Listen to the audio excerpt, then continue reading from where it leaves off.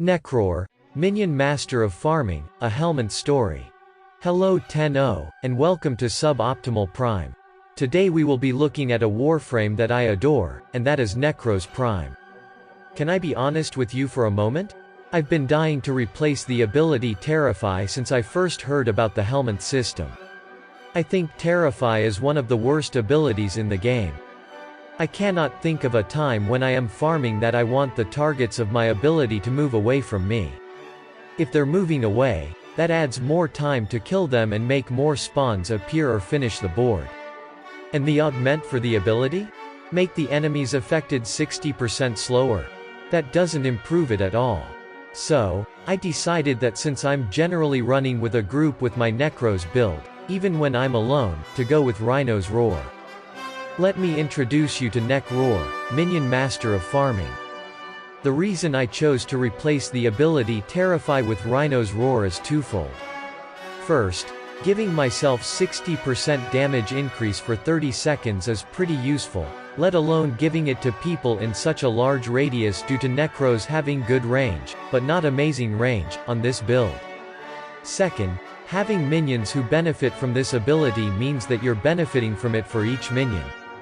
All of the mods in this build interact with each other and lead to ultimate survivability as well as the capacity to spam all of your abilities as long as you continue to be around enemies being killed. All of this survivability for just 3 Forma, no Umbral mods.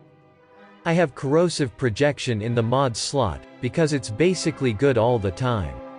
I have Handspring to keep myself from getting killed while down. Equilibrium keeps both my health and energy topped off thanks to Desecrate and Despoil keeping my health constantly lowering meaning more orbs meaning more energy. Then, after a bit you gain life by casting abilities and picking up unused energy orbs. Adaptation means the more damage you take, the less damage you take total from that type, and it makes a big difference. Health Conversion, thanks to the health orbs you're always creating, means a constant 1350 bonus armor all the time. Blind Rage gets your strength up for your minions, and Stretch gets you the reach you need to desecrate provided you are mobile enough to keep up with the murder. Despoil makes your desecrate cost life instead of energy, which is perfect for this build, and Shield of Shadows lets you get even more damage reduction when needed, or all the time since you'll never run out of energy. For Arcanes I recommend Arcane Guardian for extra armor and Arcane Eruption for crowd control and hilarity. There are several easy ways you can go with this build for supplemental life gain to offset the amount of life being lost from the low efficiency, though it only becomes relevant on the hardest content. The first method is to use Healing Return on a high status weapon with Weeping Wounds and a lot of statuses on the build. Such a build is what I am now running, on my Sephin Zaw, designed for speed and status, my weapon of choice. And because my Zaw is also a Nakana, that brings me to my second easy method for maintaining life due to Despoil. The Amalgam Daikyu Target Acquired mod, which when placed in the Daikyu gives 3% lifesteal for equipped Nakanas. 3% lifesteal adds up very quickly, and for even more health gain you can put this on a decent Nakana type weapon with Healing Return and basically become invincible as long as you have something you can attack. And while we're talking about bow mods that will gain you life, let me recommend the Paris Prime as another easy way to gain life. How you might ask? Why with the Intrati Father's new mod Visage Bow. This mod restores 300 health to the Warframe for every 3 statuses it applies. It also gives 90% status chance. Sound good? What if I told you that it was an Exilis mod? Unbelievable. Well, it is locked behind rank 4 of the Intrati rep, and then costs another 20,000 rep on top of that to purchase, but all things considered it is well worth the price and turns any Paris Prime into a life-gaining artillery.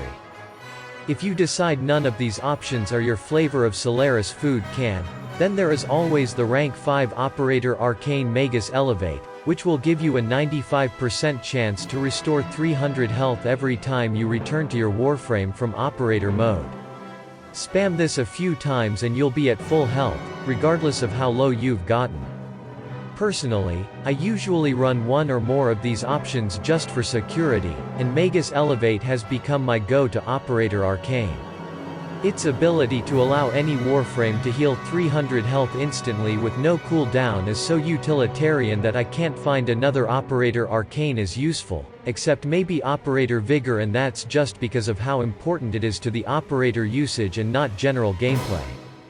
Thanks to the combination of Desecrate and Equilibrium, I have the capacity to use my abilities at will.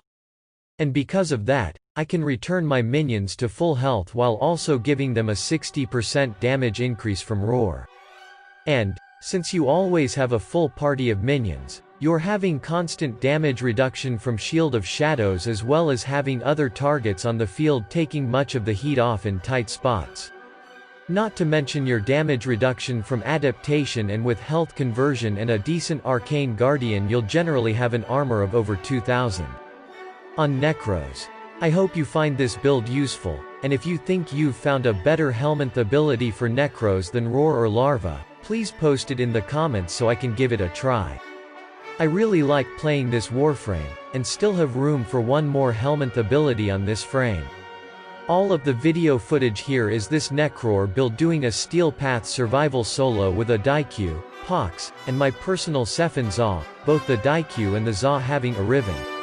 Even if there is a better ability from the Helminth for Nekros, I am confident that this build itself will deal with nearly any content. In my build for Nidus's Larva ability in the Terrify slot that I don't have a clever name for yet, the only mod difference in that build is that I take out Stretch for Overextended. Thanks for watching and keep up the grind, 10-0.